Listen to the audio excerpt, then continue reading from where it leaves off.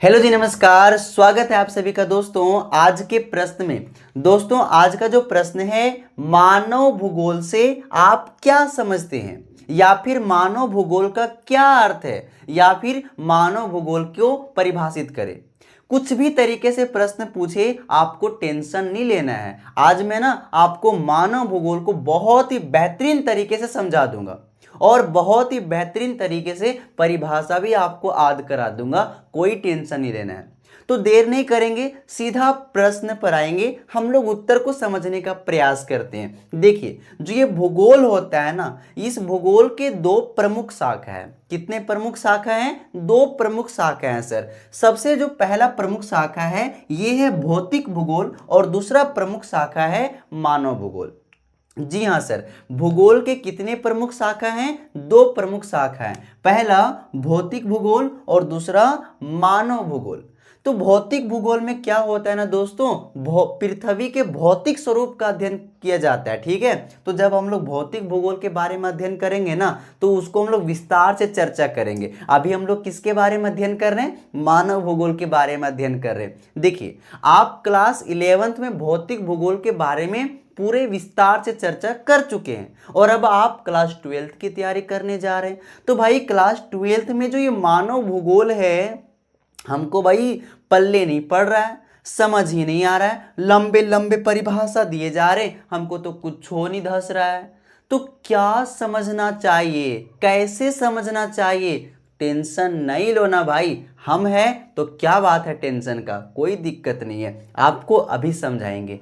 चलिए, तो हम लोग समझने का प्रयास करते हैं इस मानव भूगोल के बारे में। किसके बारे में? मानव भूगोल के बारे में। देखिए, परिभाषा, हमने मानव भूगोल का परिभाषा ठीक उसी प्रकार से लेकर आ गया हूं जैसा आपका एनसीईआरटी में दे रखा है ना। परिभाषा में कोई चेंज नहीं। क्या परिभाषा लिखा हुआ है, पहले परिभाषा देख लेते हैं। मानव भूगोल प्राकृतिक एवं मानवीय जगत के बीच संबंध तथा मानवीय परिघटनाओं का स्थानिक वितरण तथा उनके घटित होने के कारण एवं विश्व के विभिन्न भागों में सामाजिक और आर्थिक विभिन्नताओं का अध्ययन कराता है। अब आपके मन में टेंशन कि भाई इतना लंबा चौड़ा परिभाषा हमको कैसे याद होगा, यहाँ की बातें कुछ हमको नहीं समझ में आ रहा है, तो परिभाषा कैसे याद होगा? भाई क्यों टेंशन ले रहे हो? मैं हूं तो फिर इन परिभाषाओं से डरने की कोई बात नहीं। इन परिभाषाओं को चैलेंज दे दो आप कि ये परिभाषा तो ध्यान से सुन ले, मैं ना तुमको याद करके ही छोड़ूंगा, तुमको समझ के ही छोड़ूंगा, क्योंकि इस प्रकार की परिभाषा को अब समझना हुआ आसान, क्योंकि हम हैं आपके साथ। कोई दिक्कत नहीं लेना है। आइए सीधा हम लोग प्रश्न को, इस बात को समझने का प्रयास करते हैं, इस परिभाषा को समझने का प्रयास करते हैं। एक उदाहरण दे रहा हूं, बस एक उदाहरण दे रहा हूं और आपको सारी बात समझ में आ जाएगी। जो आपको पल्ले नहीं पड़ रहा है वो भी आपको पल्ले पड़ने लगेगा। टेंशन नहीं लेना है। एक उदाहरण, कृषि का उदाहरण दे रहा हूं, कृषि का नहीं, आपको फिर समझ में नहीं आएगा। मैं उदाहरण दे रहा हूं आपको मिट्टी का। किसका उदाहरण दे रहा हूं दोस्तों? मिट्टी का, है ना। मिट्टी, मृदा, जानते हो ना, मिट्टी को देखे हैं, मृदा को देखे हैं ना सर? हाँ, तो आप तो देखे ही होंगे। अब बताइए, मिट्टी पर क्या होता है?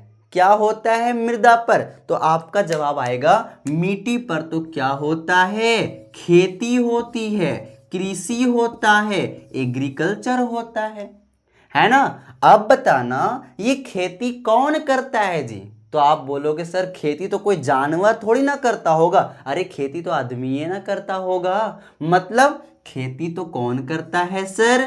मानव करता है। कौन करता है खेती?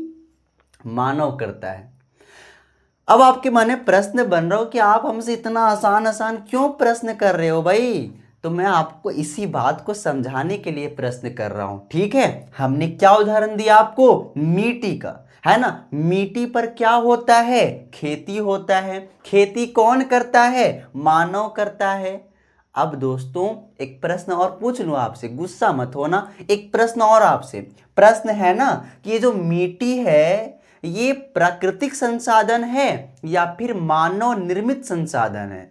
मतलब इसको ये जो निर्मित हुआ है, जो मिट्टी, वो अपने आप बना हुआ है, प्राकृतिक द्वारा निर्मित हुआ है, या फिर किसी के मैया, किसी के बप्पा या किसी के मौसा आकर बना दिया है ना? मतलब कोई व्यक्ति तो नहीं बना दिया इसको। तो आपका जवाब आएगा नहीं नहीं नहीं, ऐसी कोई बात नहीं है। मिट्टी तो ये प्राकृतिक संसाधन है।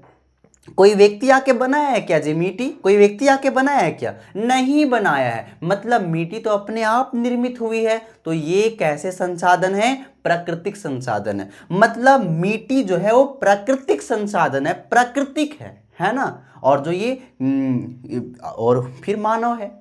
तो दोस्तों इसी बात को मैं आपको समझाने का प्रयास कर रहा हूं कि ये जो मानव है, इस मिट्टी में कोई कार्य किया, दोनों के बीच संबंध स्थापित हुआ, और इन्हीं दोनों के संबंध का अध्ययन हम लोग कहाँ करते हैं? मानव भूगोल में करते हैं। मतलब मानव क्या किया? मिट्टी पर जुताई किया, है ना? मिट्टी पर क्या किया? जुताई किया, वहां पर बुआई किया, फसल तैयार किया, है ना? और जब उस दोनों के बीच एक संबंध स्थापित हुआ, तो उन्हीं दोनों के संबंध का अध्ययन हम लोग दोस्तों कहाँ करते हैं? मानव भूगोल में करते हैं। तो पहला वाक्य तो वही लिखा हुआ है सर कि मानव भूगोल प्राकृतिक एवं मानवीय जगत के बीच संबंध, है ना? मानव भूगोल प्राकृतिक, प्राकृतिक मतलब मिट्टी, मिट्टी कैसी थी? प्राकृतिक। उसका नेचर कैसा था? वो तो प्राकृतिक थी ना, है ना? और प्राकृतिक और इस मानव के बीच जो संबंध स्थापित हुआ, इसका अध्ययन हम लोग कहाँ करते हैं दोस्तों? मानव भूगोल में करते हैं। उसके आगे क्या लिखा हुआ है? उसके आगे मानवीय परिघटनाओं का स्थानिक वितरण। अब देखना भाई, क्या होता है कि जब मानव ने मिट्टी के साथ एक संबंध स्थापित किया, कैसे स्थापित किया? तो मिट्टी पर जुताई करके, है ना? मिट्टी पर बुआई करके, मिट्टी पर फसल तैयार किया। तो जब मिट्टी पर फसल तैयार किया, तो उस मिट्टी और उस मानव के बीच एक संबंध स्थापित हुआ। और दोस्तों जब दोनों के बीच एक संबंध स्थापित हुआ, तो उनसे एक नई परिघटना निर्मित हुई, ठीक है? और वो नई परिघटना क्या थी दोस्तों? तो खेती। तो ये जो खेती है, ये मानवीय परिघटना है। क्यों? क्योंकि जो महत्वपूर्ण काम किया जा रहा है वो किसके द्वारा? मानव के द्वारा। वो जो नई परिघटना की उत्पत्ति हुई, जो ये खेती आया, क्यों? क्योंकि मानव ने कार्य किया किसके ऊपर? मिट्टी के ऊपर। तो जब मिट्टी के ऊपर मानव के द्वारा कार्य किया गया, फसल तैयार किया गया, तो एक नई परिघटना की उत्पत्ति हुई। और वो नई परिघटना दोस्तों क्या कहलाई? खेती कहलाई, कृषि कहलाई, एग्रीकल्चर कहलाई। तो इसका अध्ययन, जो एक नई परिघटना निकल कर आया, जो कृषि निकल कर आया, उसका अध्ययन हम लोग कहाँ करते हैं? मानव भूगोल में करते हैं। तो उसका स्थानिक वितरण दोस्तों, तो अगला लाइन वही लिखा हुआ है ना?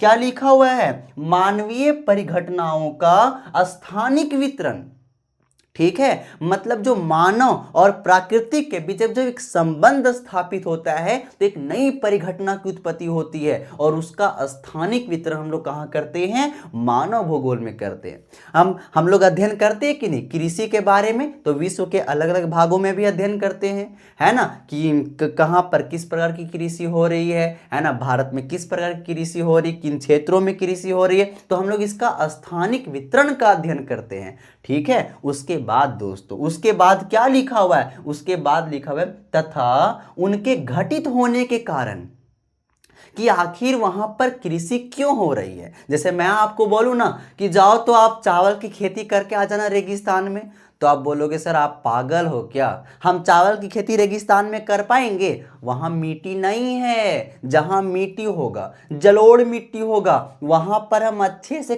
चावल की खेती कर लेंगे ना सर।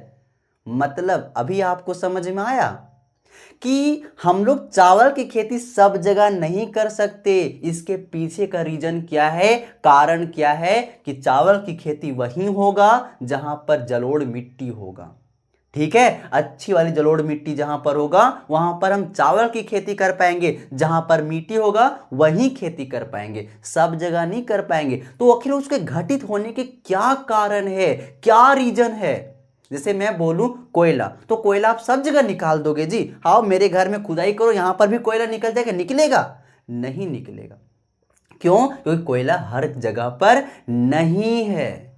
तो ये कारण है दोस्तों, ये घटित होने के कारण है कि हम लोग हर जगह खेती नहीं कर सकते। खेती वहीं किया जा सकता है जहां पर मिट्टी होगा, खनिज की खुदाई वहीं की जा सकती है जहां पर खनिज होगा।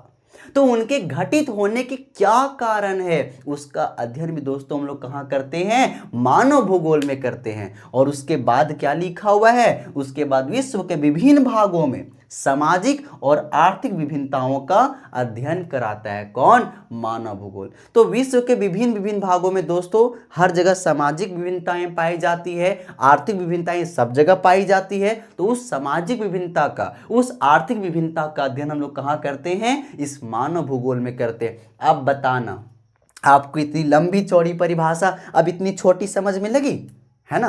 तो अब परिभाषा फिर से देख लेते हैं, है ना। मानव भूगोल क्या है, तो मानव भूगोल प्राकृतिक एवं मानवीय जगत के बीच संबंध, है ना, तथा मानवीय परिघटनाओं का स्थानिक वितरण तथा उनके घटित होने के कारण एवं विश्व के विभिन्न भागों में सामाजिक और आर्थिक विभिन्नताओं का अध्ययन कराता है। अब बातें समझ में आई, बताना सर समझ में आई, बिल्कुल समझ में आई होगी। तो दोस्तों इस तरीके से मैंने एक संक्षिप्त सा उदाहरण देकर के आपको ये बात समझाने का प्रयास किया हूँ, इस परिभाषा को समझाने का प्रयास किया हूँ। याद रखेंगे, मानव भूगोल का जनक दोस्तों फ्रेडरिक रेटजेल को कहा जाता है। किसे कहा जाता है, फ्रेडरिक रेटजेल को कहा जाता है। तो रेटजेल के द्वारा कुछ परिभाषा दिया गया है ना। और इनकी एक शिष्य है, महिला शिष्य, जिनका नाम है कुमारी एलन सी सैंपल। तो उनके द्वारा भी कुछ परिभाषा दिया गया है मानव भूगोल के बारे में। तो उसको हम लोग अगले वीडियो में जानेंगे, इसी वीडियो में नहीं तो लेंदी हो जाएगा ना भाई। तो फ्रेडरिक रेटजेल और कुमारी एलन सी सैंपल ने मानव भूगोल के बारे में कौन कौन सी परिभाषा प्रस्तुत किया है उसको भी जानेंगे, समझेंगे और याद करेंगे।